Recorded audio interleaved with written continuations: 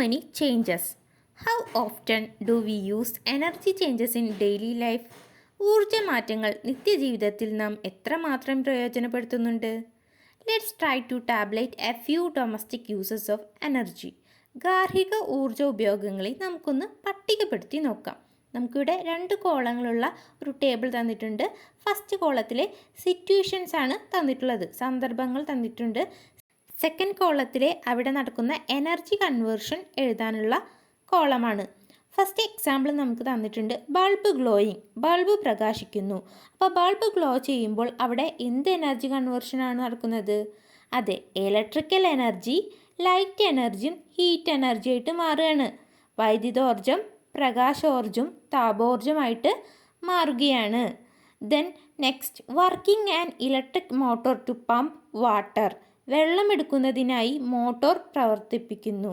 അപ്പോൾ electric motor work ചെയ്യുമ്പോൾ അവിടെ എന്ത് എനർജി ചേഞ്ചാണ് നടക്കുന്നത്? അതെ, ഇലക്ട്രിക്കൽ എനർജി മെക്കാനിക്കൽ എനർജിയും ഹീറ്റ് എനർജിയും സൗണ്ട് എനർജി ആയിട്ട് മാറുകയാണ്. അപ്പോൾ നമുക്കറിയാം, നമ്മുടെ മോട്ടോർ വർക്ക് ചെയ്യിപ്പിക്കണമെങ്കിൽ എന്താ ഇലക്ട്രിസിറ്റി ആവശ്യമാണ്. അപ്പോൾ അവിടെ ഇലക്ട്രിക്കൽ എനർജിയാണ് ഉപയോഗിക്കുന്നത്. ആ ഇലക്ട്രിക്കൽ എനർജി പിന്നീട് എന്തായിട്ട് മാറുന്നു? മെക്കാനിക്കൽ എനർജി ആയിട്ട് മാറുന്നുണ്ട്. അവിടെ മെഷീൻസ് വർക്ക് ചെയ്യുന്നില്ലേ? അതുപോലെ തന്നെ ഹീറ്റ് എനർജി പ്രൊഡ്യൂസ് ചെയ്യുന്നുണ്ട്. കുറേ നേരം വർക്ക് ചെയ്താൽ എന്തായാലും ഹീറ്റ് പ്രൊഡ്യൂസ് ചെയ്യും അല്ല, അപ്പോൾ ഹീറ്റ് എനർജി പ്രൊഡ്യൂസ് ചെയ്യുന്നുണ്ട്. അതോടൊപ്പം തന്നെ ഈ മോട്ടോർ വർക്ക് ചെയ്യുമ്പോൾ സൗണ്ട് പ്രൊഡ്യൂസ് ചെയ്യുന്നില്ലേ? അപ്പോൾ സൗണ്ട് എനർജി അവിടെ പ്രൊഡ്യൂസ് ചെയ്യുന്നുണ്ട്. ഇനി നെക്സ്റ്റ് സിറ്റുവേഷനാണ് ലൈറ്റനിങ് എ മാച്ച് സ്റ്റിക്ക്. എന്താണ്? തീപ്പെട്ടി കൊള്ളി കത്തിക്കുന്നു. തീപ്പെട്ടി കൊള്ളി കത്തിക്കുമ്പോൾ അവിടെ എന്ത് എനർജി കൺവേർഷനാണ് നടക്കുന്നത്? അതെ, കെമിക്കൽ എനർജി ഹീറ്റ് എനർജിയും ലൈറ്റ് എനർജിയും സൗണ്ട് എനർജി ആയിട്ട് മാറുന്നു. നമുക്കറിയാം, മാച്ച് സ്റ്റിക്കിലുള്ളത് എന്താണ്? കെമിക്കൽ എനർജിയാണ്. ആ കെമിക്കൽ എനർജി എന്തായിട്ട് മാറുന്നു? ഹീറ്റ് എനർജി ആയിട്ട് മാറുന്നുണ്ട്. ഹീറ്റ് പ്രൊഡ്യൂസ് ചെയ്യുന്നുണ്ട് അല്ലേ? തീപ്പെട്ടിക്കൊള്ളി കത്തിക്കുമ്പോൾ ഹീറ്റ് പ്രൊഡ്യൂസ് ചെയ്യുന്നുണ്ട്. അതുപോലെ തന്നെ നമുക്ക് ലൈറ്റും പ്രൊഡ്യൂസ് ചെയ്യുന്നുണ്ട്. അതുപോലെ തന്നെ സൗണ്ട് പ്രൊഡ്യൂസ് ചെയ്യുന്നുണ്ട്. ചെറുതായിട്ട് ആ തീപ്പെട്ടിക്കൊള്ളി കത്തുമ്പോൾ സൗണ്ട് പ്രൊഡ്യൂസ് ചെയ്യും അല്ലേ? Then next, working A mixer grinder, mixie പ്രവർത്തിപ്പിക്കുമ്പോൾ. അപ്പോൾ മിക്സി പ്രവർത്തിപ്പിക്കാൻ നമുക്ക് എന്താവശ്യമാണ്? ഇലക്ട്രിസിറ്റി ആവശ്യമാണ് അല്ലേ? അപ്പോൾ ഇലക്ട്രിക്കൽ എനർജിയാണ് അവിടെ ആവശ്യമുള്ളത്. ഇലക്ട്രിക്കൽ എനർജി എന്തായിട്ട് മാറുന്നു? മെക്കാനിക്കൽ എനർജിയും ഹീറ്റ് എനർജിയും സൗണ്ട് എനർജി ആയിട്ട് മാറുന്നു. കാരണം അവിടെ ഇലക്ട്രിസിറ്റി ഉപയോഗിച്ചിട്ട് മിക്സർ ഗ്രൈൻഡർ പ്രവർത്തിപ്പിക്കുമ്പോൾ അവിടെ ആ മെഷീന്, അതിൻ്റെ ഉള്ള മെഷീന് വർക്കാവുന്നുണ്ട് അല്ലേ? അപ്പോൾ മെക്കാനിക്കൽ എനർജി പ്രൊഡ്യൂസ് ചെയ്യുന്നുണ്ട്. അതുപോലെ തന്നെ കുറച്ച് നേരം വർക്ക് ചെയ്താൽ കുറച്ച് ഹീറ്റ് പ്രൊഡ്യൂസ് ചെയ്യും മിക്സി അല്ലേ? അപ്പോൾ ഹീറ്റ് എനർജി പ്രൊഡ്യൂസ് ചെയ്യുന്നുണ്ട്. അതുപോലെ തന്നെ മിക്സി പ്രവർത്തിപ്പിക്കുമ്പോൾ സൗണ്ട് ഉണ്ടാവുന്നില്ലേ? അപ്പോൾ സൗണ്ട് എനർജിയും പ്രൊഡ്യൂസ് ചെയ്യുന്നുണ്ട്. Then next, listening to the news on radio, റേഡിയോയിൽ നിന്ന് വാർത്ത കേൾക്കുന്നു അല്ലേ? അപ്പോൾ നമുക്ക് റേഡിയോ വർക്ക് ചെയ്യിപ്പിക്കണമെങ്കിൽ ഇലക്ട്രിസിറ്റി ആവശ്യമാണ്. അപ്പോൾ അവിടെ നമ്മൾ ഇലക്ട്രിക്കൽ എനർജി യൂസ് ചെയ്യുന്നു അല്ലേ? ഇലക്ട്രിക്കൽ എനർജി എന്തായിട്ട് അവിടെ മാറുന്നു?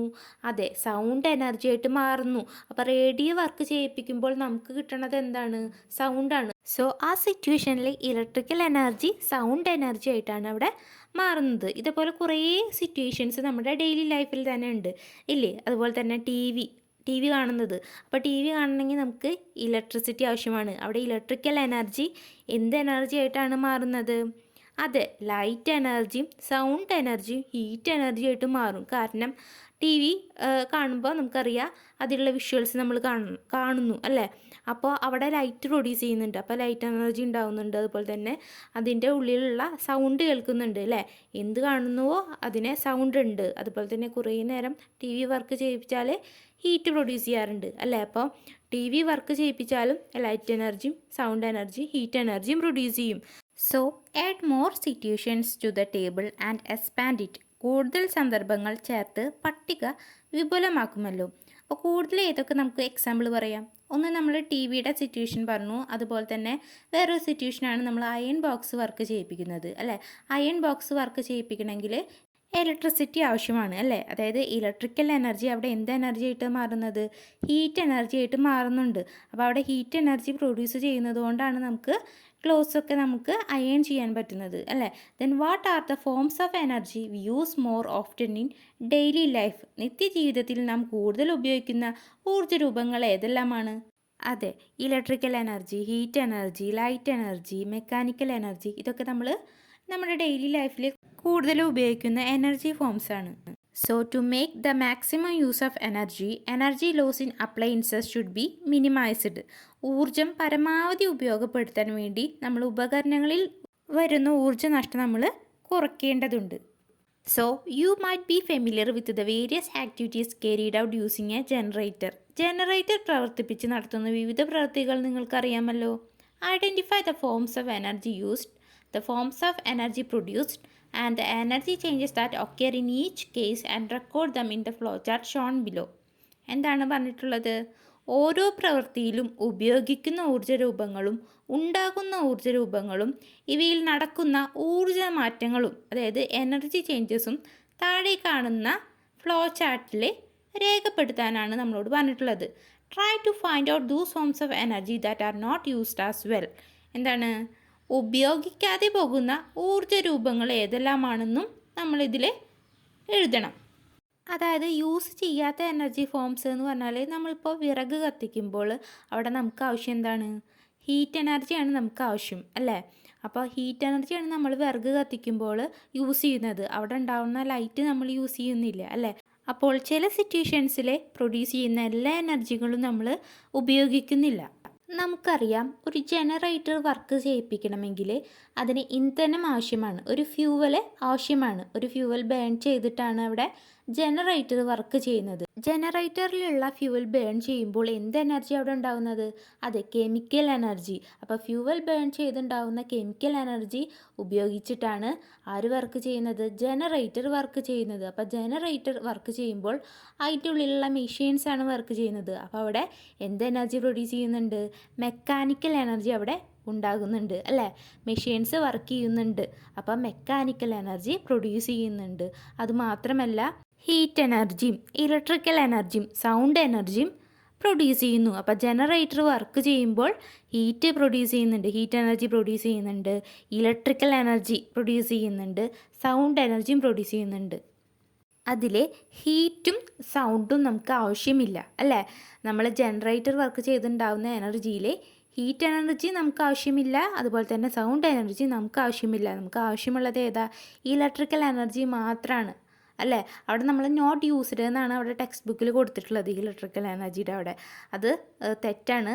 അതെന്താ? അത് യൂസ്ഡ് ആണ്. ഇലക്ട്രിക്കൽ എനർജി നമുക്ക് ആവശ്യമാണ്, അല്ലേ? ആ ഇലക്ട്രിക്കൽ എനർജി യൂസ് ചെയ്തിട്ടാണ് എന്ത്? മിക്സർ ഗ്രൈൻഡർ വർക്ക് ചെയ്യുന്നത്, അതുപോലെ തന്നെ ഫാൻ വർക്ക് ചെയ്യുന്നത്, ബൾബ് ഗ്ലോ ചെയ്യുന്നത്. അപ്പോൾ മിക്സർ ഗ്രൈൻഡർ വർക്ക് ചെയ്യുമ്പോൾ എന്തൊക്കെ എനർജിയാണ് പ്രൊഡ്യൂസ് ചെയ്യുന്നത്? അതെ, മെക്കാനിക്കൽ എനർജി പ്രൊഡ്യൂസ് ചെയ്യുന്നുണ്ട്, സൗണ്ട് എനർജി പ്രൊഡ്യൂസ് ചെയ്യുന്നുണ്ട്, ഹീറ്റ് എനർജി പ്രൊഡ്യൂസ് ചെയ്യുന്നുണ്ട്. അതിൽ മെക്കാനിക്കൽ എനർജിയാണ് നമ്മൾ ഉപയോഗിക്കുന്നത്. അതായത് ആ മിക്സി വർക്ക് ചെയ്യുകയാണ് നമുക്ക് വേണ്ടത്, അല്ലേ? അപ്പോൾ ആ മിക്സി വർക്ക് ചെയ്യണമെങ്കിൽ മെക്കാനിക്കൽ എനർജിയാണ് വേണ്ടത്. അപ്പോൾ മെക്കാനിക്കൽ എനർജിയാണ് നമ്മൾ ഉപയോഗിക്കുന്നത്, യൂസ് ചെയ്യുന്നത്. സൗണ്ട് എനർജി, ഹീറ്റ് എനർജി നമ്മളവിടെ യൂസ് ചെയ്യുന്നില്ല. അപ്പോൾ നോട്ട് യൂസ്ഡ് എന്ന് പറഞ്ഞ ആ കോളത്തിൽ നമുക്ക് എഴുതാം. ഇനി ഫാൻ വർക്ക് ചെയ്യുമ്പോൾ ഇതുപോലെ mechanical energy, heat energy, sound energy ഉണ്ടാകുന്നുണ്ട്. നമുക്കവിടെ മെക്കാനിക്കൽ എനർജിയാണ് ആവശ്യമായിട്ടുള്ളത്. നമ്മൾ യൂസ് ചെയ്യുന്നത് മെക്കാനിക്കൽ എനർജിയാണ്. നമുക്ക് ആ ഫാന് വർക്ക് ചെയ്യിപ്പിക്കണം, അതാണ് നമ്മുടെ ആവശ്യം. അപ്പോൾ യൂസ്ഡ് ആയിട്ടുള്ള എനർജി മെക്കാനിക്കൽ എനർജിയും അതുപോലെ തന്നെ ഹീറ്റ് എനർജിയും സൗണ്ട് എനർജിയും അവിടെ നമ്മൾ യൂസ് ചെയ്യുന്നില്ല, അല്ലേ? അപ്പോൾ നമുക്ക് ആ നോട്ട് യൂസ്ഡ് എന്ന കോളത്തിൽ എഴുതാം. ഇനി അടുത്തത് ബൾബ് ഗ്ലോ ചെയ്യുമ്പോൾ. അപ്പോൾ ബൾബ് ഗ്ലോ ചെയ്യുമ്പോൾ ഏതൊക്കെ എനർജിയാണ് പ്രൊഡ്യൂസ് ചെയ്യുന്നത്? അതെ, ലൈറ്റ് എനർജിയും പ്രൊഡ്യൂസ് ചെയ്യുന്നുണ്ട്, ഹീറ്റ് എനർജിയും പ്രൊഡ്യൂസ് ചെയ്യുന്നുണ്ട്. അവിടെ നമ്മൾ യൂസ് ചെയ്യുന്ന എനർജി ഏതാണ്? ലൈറ്റ് എനർജി മാത്രമാണ് യൂസ് ചെയ്യുന്നത്, ഹീറ്റ് എനർജി യൂസ് ചെയ്യുന്നില്ല. അപ്പോൾ നോട്ട് യൂസ്ഡ് എന്ന കോളത്തിൽ ഹീറ്റ് എനർജി എന്ന് എഴുതാം. Examine the pictures. ചിത്രങ്ങൾ പരിശോധിക്കൂ. ഇവിടെ ഏതെല്ലാം തരം പിക്ചറുകളാണ് നമുക്ക് തന്നിട്ടുള്ളത്? അതെ, അടുപ്പിൽ വിറക് കത്തിക്കുന്നു, അതുപോലെ തന്നെ സ്പാർക്ലർ ഗ്ലോ ചെയ്യുന്നുണ്ട്, അല്ലേ? പൂത്തിരി കത്തുന്നുണ്ട്. അതുപോലെ തന്നെ ടോർച്ച് ഗ്ലോ ചെയ്യുന്നുണ്ട്, ടോർച്ച് കത്തുന്നുണ്ട്, ഇല്ലേ? Then in which form of energy undergoes change in each situation? ഓരോ സന്ദർഭത്തിലും ഏത് ഊർജ്ജരൂപമാണ് മാറ്റത്തിന് വിധേയമാവുന്നത്? നമുക്കറിയാം, അടുപ്പിൽ നമ്മൾ വിറക് കത്തിക്കുമ്പോൾ അവിടെ യൂസ് ചെയ്യുന്ന എനർജി എന്താണ്? കെമിക്കൽ എനർജി അവിടെ യൂസ് ചെയ്യുന്നത്. അതുപോലെ തന്നെ സ്പാർക്ലർ ഗ്ലോ ചെയ്യുമ്പോൾ അവിടെ ആ സ്പാർക്ലറിൽ കെമിക്കൽ എനർജിയാണ് ഉള്ളത്. അതുപോലെ തന്നെ ടോർച്ച് ഗ്ലോ ചെയ്യാൻ ആവശ്യമുള്ളത്, ആ ടോർച്ചിൻ്റെ ഉള്ളിൽ ബാറ്ററി ആയിരിക്കും, അല്ലേ? അപ്പോൾ ആ ബാറ്ററിയുടെ ഉള്ളിലുള്ളത് കെമിക്കൽ എനർജിയാണ്. അപ്പോൾ 3 സിറ്റുവേഷനിലും കെമിക്കൽ എനർജിക്കാണ് മാറ്റം സംഭവിക്കുന്നത്. Then what are the forms of energy produced? അങ്ങനെയെങ്കിൽ ഈ കെമിക്കൽ എനർജിക്ക് മാറ്റം സംഭവിച്ചിട്ട് ഏതൊക്കെ എനർജിയാണ് പ്രൊഡ്യൂസ് ചെയ്യുന്നതെന്ന്. അപ്പോൾ ഓരോ സിറ്റുവേഷൻ നോക്കുകയാണെങ്കിൽ നമുക്ക് പറയാം. ആദ്യത്തെ സിറ്റുവേഷൻ എന്താണ്? വിറക് കത്തിക്കുന്നു. അപ്പോൾ വിറക് കത്തിക്കുമ്പോൾ എന്തൊക്കെ എനർജിയാണ് പ്രൊഡ്യൂസ് ചെയ്യുന്നത്? അതെ, കെമിക്കൽ എനർജി ചേഞ്ച് ആയിട്ട് ഹീറ്റ് എനർജിയും ലൈറ്റ് എനർജിയും പ്രൊഡ്യൂസ് ചെയ്യുന്നുണ്ട് അല്ലേ? വിറക് കത്തിക്കുമ്പോൾ ഹീറ്റ് പ്രൊഡ്യൂസ് ചെയ്യുന്നുണ്ട്, അതുപോലെ തന്നെ ലൈറ്റും ഉണ്ടാകുന്നുണ്ട്. അപ്പോൾ ആ സിറ്റുവേഷനിൽ കെമിക്കൽ എനർജി മാറിയിട്ട് ഹീറ്റ് എനർജിയും ലൈറ്റ് എനർജി ആയിട്ട് മാറുകയാണ്. അതുപോലെ തന്നെ രണ്ടാമത്തെ സിറ്റുവേഷൻ എന്താണ്? സ്പാർക്ലർ ഗ്ലോ ചെയ്യാണ്. അവിടെ കെമിക്കൽ എനർജി ചേഞ്ച് ആയിട്ട് എന്തായിട്ട് മാറുന്നു? ലൈറ്റ് എനർജിയും ഹീറ്റ് എനർജിയും സൗണ്ട് എനർജി ആയിട്ട് മാറുന്നു അല്ലേ? അപ്പോൾ പൂത്തിരി കത്തിക്കുമ്പോൾ ലൈറ്റ് ഉണ്ടാവാറുണ്ട്, അതുപോലെ തന്നെ ഹീറ്റ് പ്രൊഡ്യൂസ് ചെയ്യാറുണ്ട്, അതുപോലെ തന്നെ സൗണ്ടും പ്രൊഡ്യൂസ് ചെയ്യാറുണ്ട് ഇല്ലേ? അതുപോലെ തന്നെ ടോർച്ച് ഗ്ലോ ചെയ്യുമ്പോൾ എന്തൊക്കെ എനർജിയാണ് പ്രൊഡ്യൂസ് ചെയ്യുന്നത്? അതെ, കെമിക്കൽ എനർജി ചേഞ്ച് ആയിട്ട് ലൈറ്റ് എനർജിയും ഹീറ്റ് എനർജി ആയിട്ട് മാറുകയാണ്. കാരണം അവിടെ ലൈറ്റ് ഉണ്ടാകുന്നുണ്ട് ഇല്ലേ? കുറച്ച് നേരം അത് ഗ്ലോ ചെയ്ത് വെച്ചാൽ ഹീറ്റ് എനർജിയും പ്രൊഡ്യൂസ് ചെയ്യും. And in which situation is given picture does not use light energy? പ്രകാശോർജം ഉപയോഗമില്ലാത്ത സന്ദർഭം ചിത്രത്തിൽ ഏതാണ്? അതെ, നമ്മൾ വിറക് അടുപ്പിൽ കത്തിക്കുന്നത് എന്തിനാണ്? ഹീറ്റ് കിട്ടാനാണ് അല്ലേ? ഹീറ്റ് കിട്ടാനാണ് നമ്മളവിടെ വിറക് കത്തിക്കുന്നത്. പക്ഷെ അവിടെ ഹീറ്റ് എനർജിയും ലൈറ്റ് എനർജിയും ഉണ്ടാകുന്നുണ്ട് അല്ലേ? അപ്പോൾ ആ സിറ്റുവേഷനിൽ നമ്മൾ ലൈറ്റ് അല്ല യൂസ് ചെയ്യുന്നത്, ഹീറ്റാണ് യൂസ് ചെയ്യുന്നത്. അപ്പോൾ ലൈറ്റ് എനർജി യൂസ് ചെയ്യാത്ത സിറ്റുവേഷൻ ഏതാണ്? ഫസ്റ്റ് സിറ്റുവേഷൻ, അതായത് നമ്മൾ ഫയർവുഡ് ബേൺ ചെയ്യണത്, വിറക് കത്തിക്കുന്നത് അല്ലേ? ദെൻ ഇൻ വിച്ച് സിറ്റുവേഷൻ ഈ സൗണ്ട് എനർജി പ്രൊഡ്യൂസ്ഡ്? ഏത് സിറ്റുവേഷനിലാണ് സൗണ്ട് എനർജി പ്രൊഡ്യൂസ് ചെയ്തതെന്ന് നമുക്കറിയാം. സ്പാർക്ലർ കത്തുമ്പോൾ അല്ലേ, പൂത്തിരി കത്തുമ്പോഴാണ് അവിടെ സൗണ്ട് എനർജി പ്രൊഡ്യൂസ് ചെയ്യുന്നത്. Then next question, in which situation is heat energy made use of? ഏത് സിറ്റുവേഷനിലാണ് ഹീറ്റ് എനർജി ഉപയോഗിക്കുന്നത്? അതെ, ഫയർവുഡ് ബേൺ ചെയ്യണ സിറ്റുവേഷനിൽ ഹീറ്റ് എനർജി യൂസ് ചെയ്തിട്ടാണ് നമ്മൾ അവിടെ കുക്ക് ചെയ്യുന്നത് അല്ലേ? അപ്പോൾ ഹീറ്റ് എനർജി യൂസ് ചെയ്യണ സിറ്റുവേഷൻ ഫസ്റ്റ് സിറ്റുവേഷനാണ്, ഫയർവുഡ് ബേൺ ചെയ്യണ situation. So we have understood that there are different situations where one form of energy transforms into another form of energy. ഒരു ഊർജ്ജരൂപം പല ഊർജ്ജരൂപങ്ങളായി മാറുന്ന വിവിധ സന്ദർഭങ്ങൾ ഉണ്ടെന്ന് മനസ്സിലായില്ലേ? What is the change that take place in a substance when it receives energy? ഊർജം സ്വീകരിക്കുമ്പോൾ വസ്തുവിന് എന്ത് മാറ്റമാണ് സംഭവിക്കുന്നത്? നമുക്ക് നോക്കാം. Next, when ice melts, ice ഉരുകുമ്പോൾ. Try doing the experiment given below and write down your observations. താഴെ പറയുന്ന പരീക്ഷണം ചെയ്ത് നിരീക്ഷണങ്ങൾ എഴുതൂ. Take some ice cubes in a beaker and heat it as shown in the figure. What changes do you observe? ഐസും കട്ടകൾ ചിത്രത്തിൽ കാണുന്നത് പോലെ ബീക്കറിലെടുത്ത് ചൂടാക്കൂ. എന്തെല്ലാം മാറ്റങ്ങളാണ് നിരീക്ഷിച്ചത്? Yes, ice melted and changed into water. Ice കട്ടകൾ ചൂടാക്കിയപ്പോൾ അത് മെൽറ്റ് ചെയ്തിട്ട് ഐസ് കട്ട ഉരുകിയിട്ട് അത് വാട്ടറായിട്ട് മാറി. And this water changed into water vapour on further heating. പിന്നീട് ഈ വാട്ടർ വീണ്ടും ചൂടാക്കിയാൽ എന്ത് സംഭവിക്കും? ചൂടാക്കിയാൽ അത് വാട്ടർ വേപ്പറായിട്ട് മാറും. അതായത് ഈ വാട്ടർ ചൂടാക്കിയാൽ നീരാവിയായിട്ട് മാറുന്നു. Then which form of energy was utilised by ice to undergo the changes?